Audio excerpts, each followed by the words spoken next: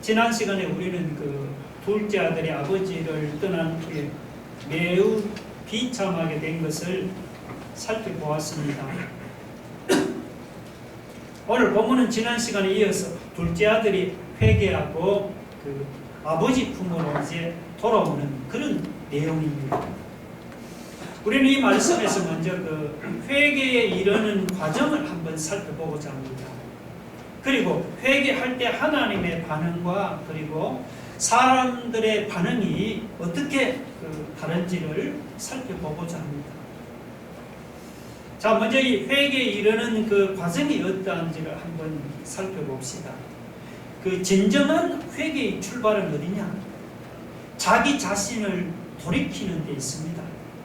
17절에 보면은 이에 스스로 돌이켜 그렇게 말씀하죠.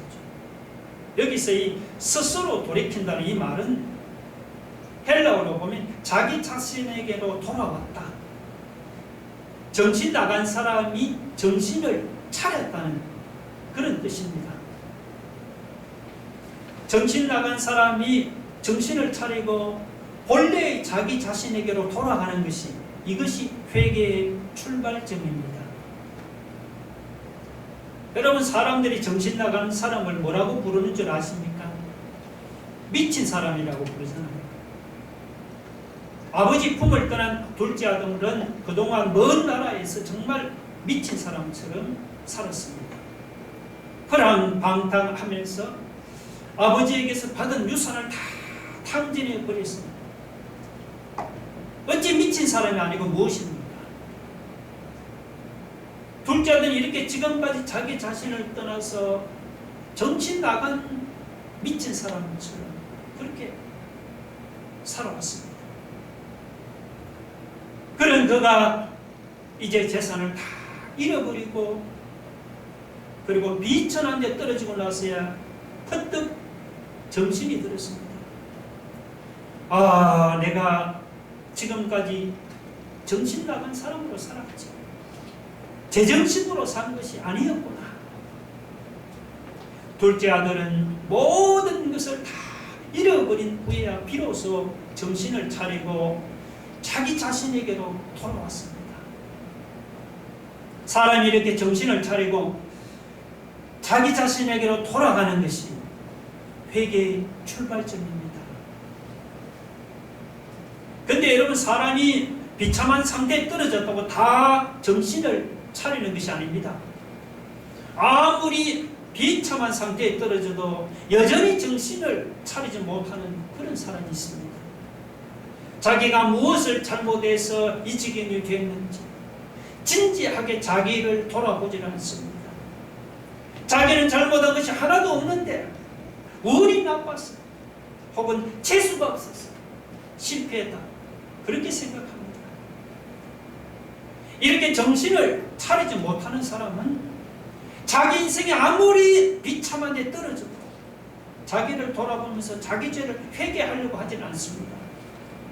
자기 죄를 회개하기는커녕 오히려 비참한 데 떨어지면 떨어질수록 그의 마음이 더욱더 강팍해지고 굳어져 갑니다. 오늘 우리 중에도 하나님의 품을 떠나서 어려움을 당하면서도 정신을 차리지 못하고 고집을 부리는 사람이 없습니까? 여러분, 하나님과 고집을 부려서 이길 사람이 한 사람도 없습니다. 고집 부릴수록 오히려 둘째 아들처럼 더욱더 비참한 상태로 떨어질 수밖에 없습니다.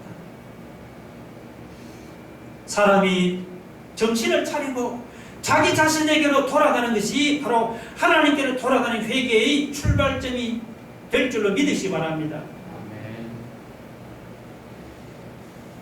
사람이 이렇게 정신을 차리고 본래의 자기 자신에게로 돌아가면 그 다음 뭐가 보이는가? 지금까지 하나님의 품을 떠났던 이전의 자신이 얼마나 비참한 존재인지를 비로소 깨닫게 됩니다. 사람이 제정신을 차리기 전에는 하나님의 품을 떠난 자신이 비참하다는 사실을 모릅니다. 그때는 남들이 내 인생을 안 좋다고 말해도 내가 볼 때는 내 인생이 나름대로 괜찮다고 생각합니다. 그러다가 문득 정신을 차리고 자기 본래의 모습으로 돌아오면은 전에 하나님의 품을 떠나는 자기 모습이 얼마나 비참한 것인가 하는 것을 새삼 깨닫게 됩니다. 아버지를 떠난 둘째 아들이 그랬죠. 둘째 아들이 아버지를 떠나서 먼 나라로 갈 때는 자기 인생이 잘 될 줄로만 생각했습니다. 그런데 인생의 밑바닥에 떨어져서 문득 정신을 차리고 보니 그게 아니었습니다. 여러분 10절 한번 보세요. 이에 스스로 돌이켜 이르되 내 아버지에게는 양식이 풍족한 품꾼이 얼마나 많은가. 나는 여기서 주려 죽는구나. 둘째 아들이 정신을 차리고 생각을 해보니까 자기 아버지 집에는 품꾼들조차 먹을 것이 풍족했습니다. 그런데 아버지의 품을 떠난 자기 자신은 지금 먹을 것이 없어서 굶어 죽어가는 이런 비참한 신세로 전락하고 말았다는 사실을 깨달았습니다. 오늘 우리 중에도 하나님의 품을 떠난 자신의 모습이 비참하다는 사실을 모르고 살아가는 사람이 있습니다. 그냥 돈이 있고 집이 있고 직장이 있고 가족이 있고 건강이 있어서 하나님이 없어도 그냥 나는 세상에서 전혀 부족을 느끼지 못한다는 그런 사람이 있습니다. 그런 사람은 정신을 차리고 하나님의 품을 떠난 자기 자신이 비참한 그 본래 모습을 바라볼 수 있기를 바랍니다. 여러분, 하나님의 품을 떠난 사람은 살았으나 죽은 사람입니다. 세상적으로는 비록 돈이 있고 집이 있고 직장이 있고 가족이 있고 건강이 있어서 부족한 것이 없어서 없는 것처럼 보이지만 영적으로 보면 죽은 사람, 바로 하나님을 떠난 사람입니다. 세상적으로는 부족한 것이 없지만 영적으로는 심판을 받아서 비참한 지옥에 떨어질 그런 비참한 사람이 바로 하나님의 품을 떠난 사람입니다. 오늘 우리 중에 하나님을 떠나 사는 사람이 없습니까? 혹시라도 하나님을 떠나 사는 사람이 있다면 둘째 아들처럼 자신의 비참한 모습을 바로 깨닫기를 바랍니다. 여러분, 하나님을 떠난 자신의 비참한 모습을 바로 깨닫는 그것이 뭐냐? 하나님의 은혜인 줄로 믿으시기 바랍니다.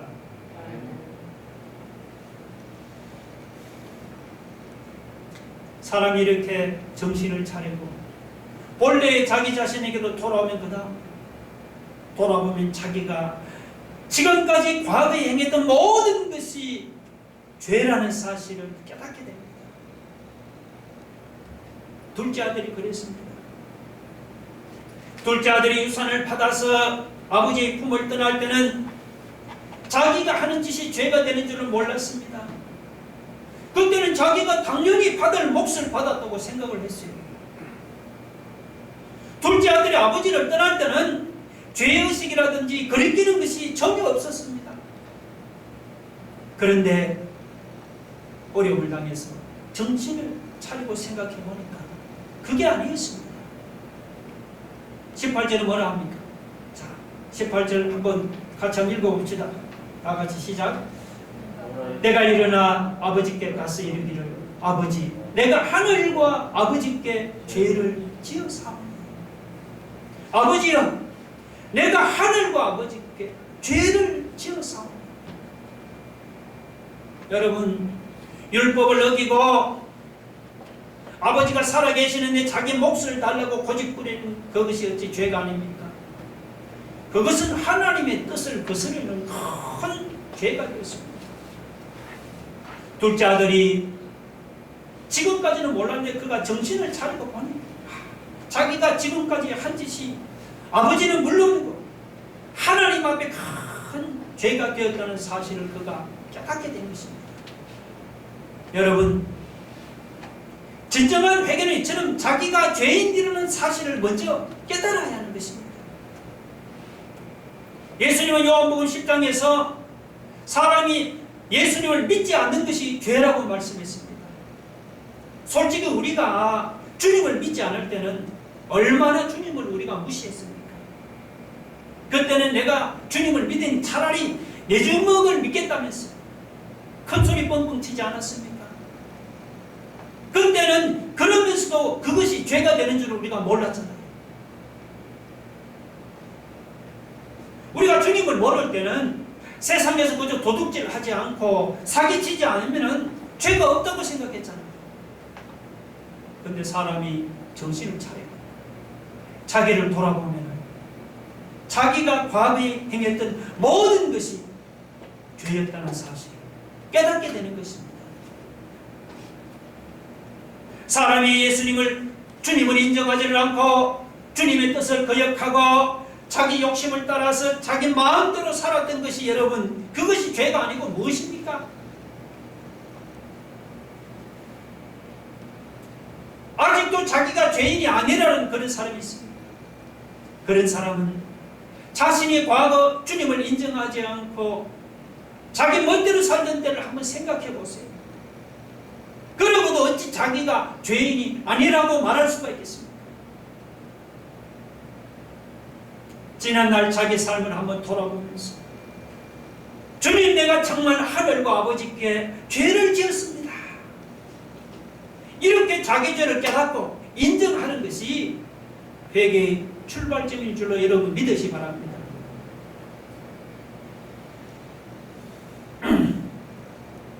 그렇다고 사람이 자기 죄를 깨닫고 이렇게 인정하는 것만으로는 회개가 다 된 것이 아닙니다. 사람이 자기 죄를 인정하고 깨달았으면 그 다음에는 어떻게 합니까? 행동을 취해야죠. 모든 것을 내려놓고 하나님께로 돌아가야 합니다. 하나님께로 돌아가기 전에는 사람이 온전하게 회개한 것이 아닙니다. 둘째 아들이 그랬죠. 둘째 아들이 정신을 차리고 지금까지 자기가 행했던 모든 것이 아버지께 죄가 된다는 사실을 인정하고 깨달았죠. 그러나 둘째 아들이 자기 죄를 인정하고 깨달았다고 그가 선뜻 아버지께로 돌아가지를 못했습니다. 둘째 아들이 아버지께로 돌아가는데 가장 큰 걸림돌이 있다면 무엇일까요? 그것은 바로 그의 자존심이었습니다. 자존심.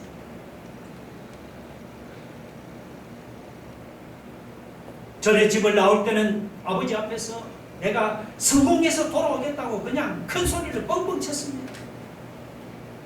그랬던 그가 지금은 어때 완전히 쫄딱 망한 신세가 되었는데 무슨 맛으로 아버지께 돌아갈 수 있겠습니까? 아버지께로 돌아가려고 해도 자존심이 도저히 허락하지는 않지요. 그러나 지금은 솔직히 자존심을 생각할 만한 그런 한가한 처지가 아니잖아요. 한번 생각해 보세요. 지금 사람이 쥐업 열매도 못 먹는 그런 처지가 되었는데 무슨 자존심이 남아있겠습니까? 이제는 더 이상 뭐 자존심이고 뭐고 생각할 처지가 아니죠. 이제는 더 이상 아버지의 아들로 대접받을 생각도 다 버렸습니다. 그냥 부흥권의 하나로 일하겠다는 그런 결심을 하고 아버지 집으로 향했습니다. 여러분 19절 한번 보세요. 지금부터는 아버지의 아들이라 일컬음을 감당하지 못하겠나이다. 나를 부흥권의 하나로 보소서 하리라. 이에 일어나서 아버지께로 돌아가니라. 자, 20절에 보면 이에 일어나서 아버지께로 돌아가니라 했습니다. 둘째 아들은 자존심을 다 내려놓고 아버지께로 돌아갔습니다. 이렇게 둘째 아들처럼 자존심을 내려놓고 하나님께로 돌아가는 것이 죄의 자리에서 일어나서 하나님께로 돌아가는 그것이 진정한 회개입니다. 여러분은 어떻습니까? 하나님 없이 내 멋대로 살았던 것이 죄였다는 것은 인정을 하겠는데 왠지 지금까지 죄를 즐기던 자리에서 일어나서 하나님께로 돌아가려고 하니까 왠지 마음이 내키지는 않습니까? 지금까지 나를 믿고 자신만만하게 그렇게 살아오다가 갑자기 나를 내려놓고 하나님께로 돌아가려고 하니까 내 자존심이 어떻게 허락하지는 않습니까? 그래서 내가 죄인이라는 사실을 깨닫고도 하나님께 돌아가지를 못하고 그냥 죄의 자리에 앉아서 거기에 뭉개고 머뭇머뭇거리고 있습니까? 혹시 그렇다면 기억하세요. 여러분, 내가 그냥 죄인이라는 사실 깨달았다고 회개한 것이 아닙니다. 내가 죄인이라는 사실을 깨달았다면 비록 마음이 내키지 않더라도 우리는 내가 지금 머무르고 있는 죄의 자리에서 일어나서 하나님께로 돌아가야 합니다. 나의 자존심도 내려놓아야 합니다. 자존심을 내려놓고 내가 있는 죄의 자리에서 일어나서 하나님께로 돌아가기 전에는 온전하게 회개한 것이 아닙니다.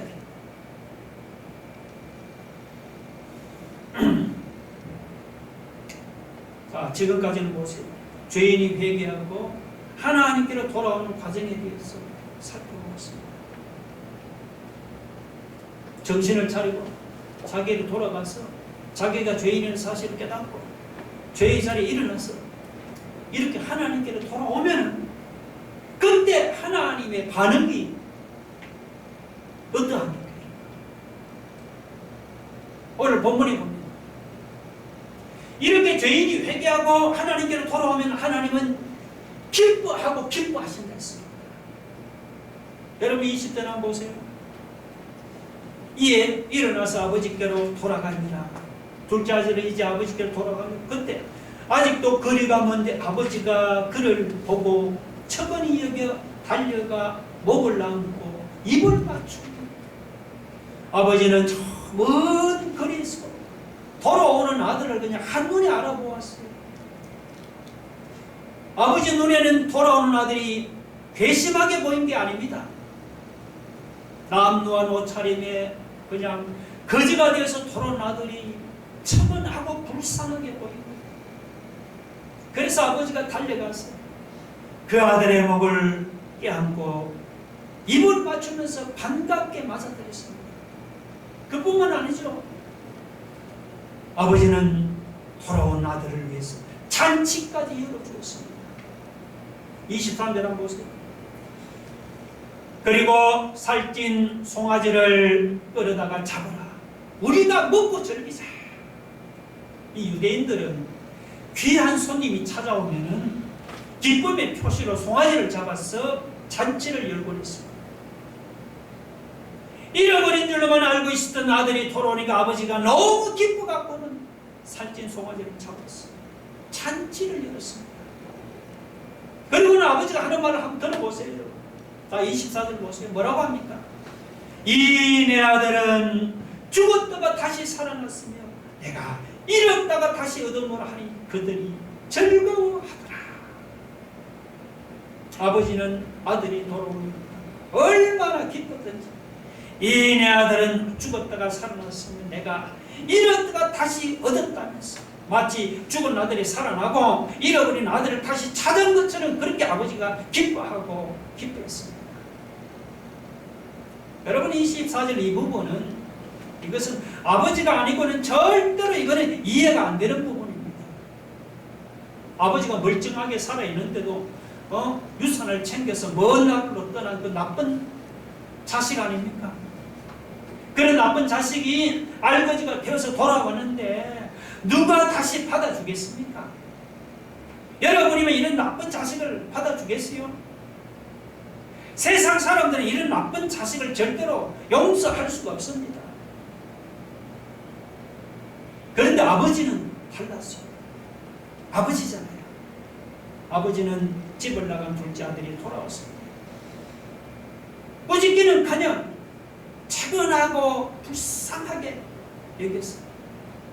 달려가서 그 아들의 목을 안고 입을 맞추면서 반갑게 맞아들였습니다. 이건 자기 아들이 아니고는 할 수 없죠. 세상 사람들은 그렇게 받아들이지는 못합니다. 그리고는 살찐 송아지를 잡았어. 잔치까지 열었어.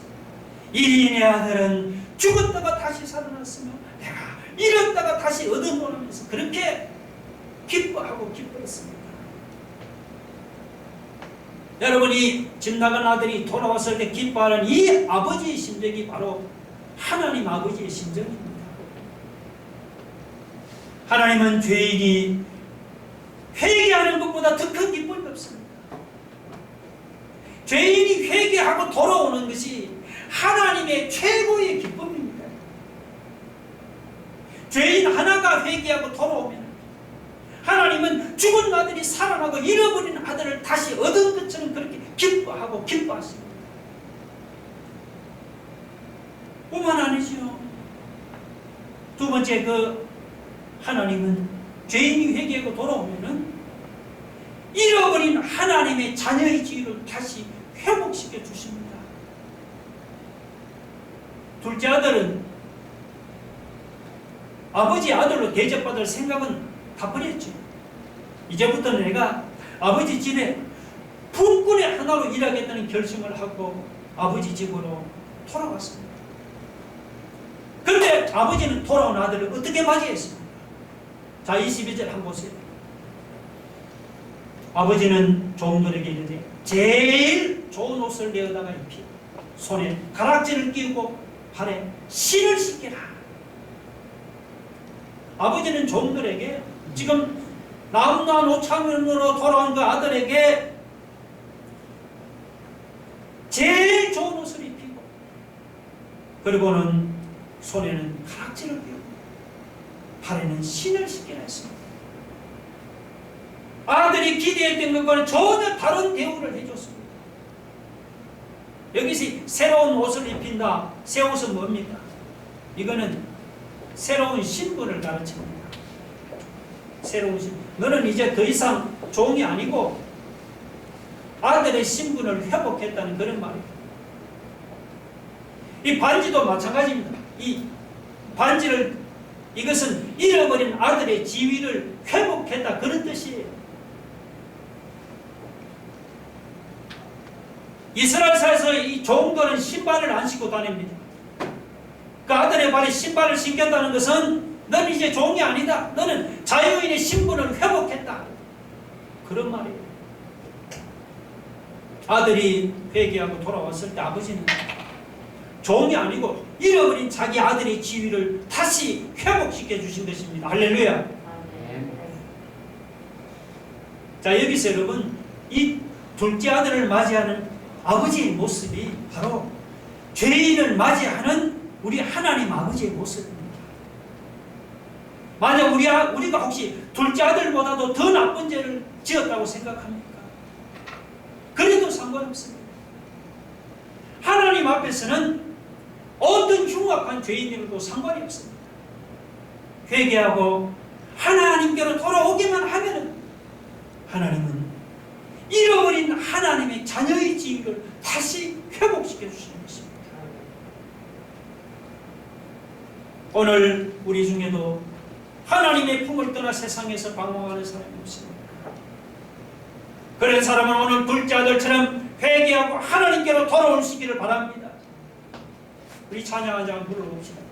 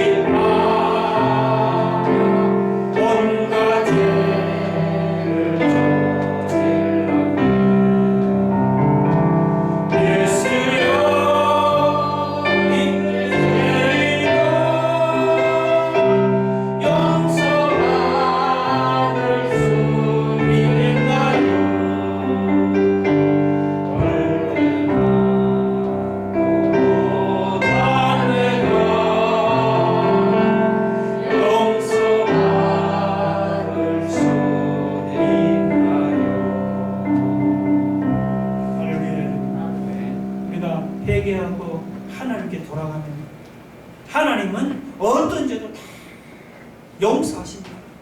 하나님은 회개를 기뻐하는 분인 줄로 여러분 믿으시기 바랍니다. 죄인이 이렇게 회개하고 돌아오면 하나님은 이렇게도 기뻐하고 기뻐하십니다. 근데 반면에 여러분, 우리 사람들의 반응은 어떠합니까? 자, 사람들은 죄인이 회개하고 돌아올 때 어떻게 반응을 할까요?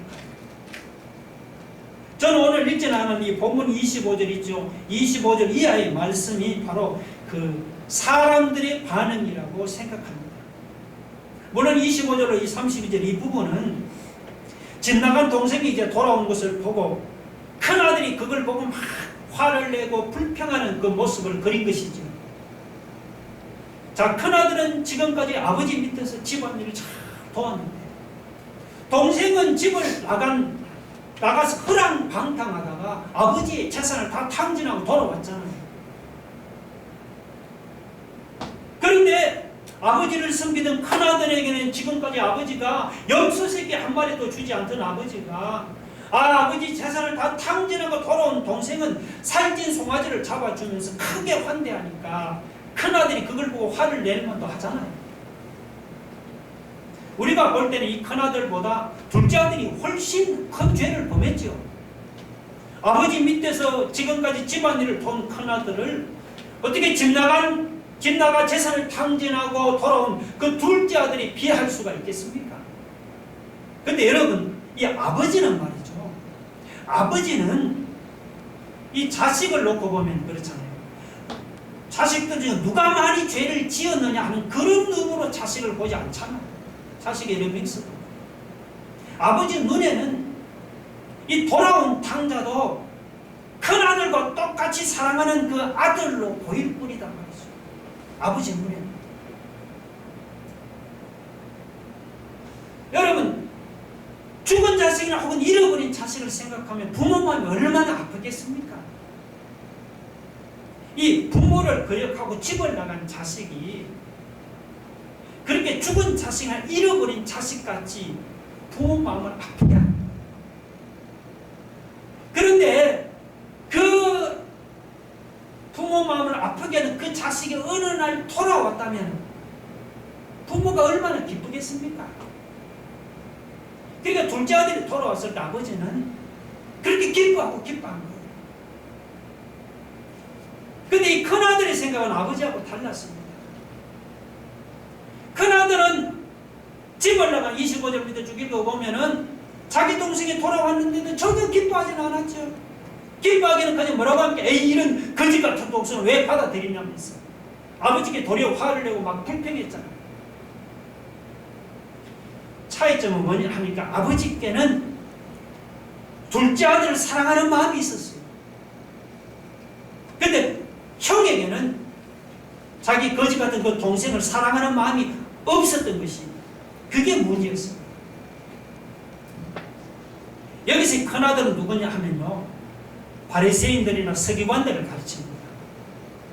그리고 둘째 아들은 누구냐 하니까 그 당시 세리나 죄인들을 가르칩니다. 자, 우리 눈에는 말이죠, 바리새인보다 이 세리나 죄인들이 훨씬 큰 죄를 범했잖아요. 그래도 바리새인들은 나름대로 율법을 지키려고 힘을 쓰던 사람인데 반면에 세리는 그냥 대놓고 율법을 어기던 그런 사람이었습니다.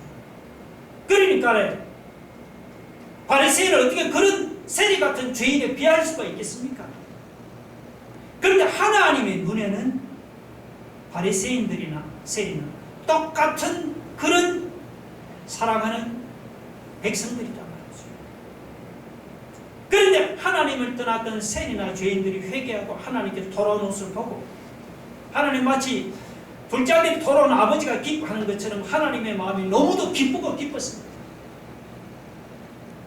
그래서 회개하고 돌아오는 그 세리나 죄인들이 하나님께는 마치 죽었던 아들이 다시 살아나고 잃어버린 아들을 찾은 것 같이 그렇게 기쁘고 기뻤던 것입니다. 그들의 죄는 하나님 생각하지 않은 거예요. 그런데 바리새인들의 생각은 하나님과 달랐단 말이죠. 바리새인들은 세리나 죄인들이 회개하고 하나님께로 돌아왔는데도 전혀 기뻐하지는 않았습니다. 기뻐하기는커녕 오히려 예수님을 보고 저런 죄인들을 영접하느냐 하면서 막 수근수근거리면서 불평했죠. 하나님께는 이 세리나 죄인들을 사랑하는 마음이 있었는데 바리새인들에게는 그런 죄인을 사랑하는 마음이 없었던 것이 그것이 문제였습니다. 여러분 바리새인들만 수근거립니까? 여기서 이 큰아들 있죠. 이 큰아들은 바리새인들만이 아니고 예수 믿는 바로 우리도 가리키는 우리에게 하신 말씀입니다. 바리새인처럼 우리도 혹시 세상 여러분 불신자들을 사랑하는 마음이 없는 것이 문제거든요. 그 세상 사람들을 사랑하는 마음이 없으니까 우리는 세상 사람들을 구원하겠다는 마음도 없지요. 사랑하는 마음이 없으니까 우리는 어떻게 합니까? 죄인을 정죄하는 바리새인들처럼 우리는 세상 사람들을 정죄하기만 급급할 뿐이죠. 지금까지 우리가 그렇게 세상 사람들을 정죄했다고 여러분 자책할 필요는 없습니다. 뭐 지난 것은 지난 거고 중요한 것은 이제부터는 우리의 생각을 바꾸자는 것입니다.